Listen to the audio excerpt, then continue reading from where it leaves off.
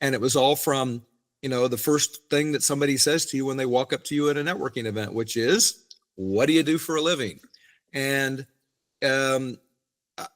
I suppose that's not an unnatural, I don't know. I guess it's not an unnatural question to ask when you meet someone, but it's not a very helpful question, and it's a sorting question. I believe it to be like, okay, so Karl, you do what? And I'm like, I don't need that. So thank you. Nice to talk to you. And if they even say thank you, and then they move on to the next conversation. And this, you've experienced this. We've talked about it many times. And so, but my first question to people is, what are you struggling with and how can I help? Because the one thing that every single person that will ever hear this podcast has in common, no matter where they're listening from, is that they struggle. We all have struggles.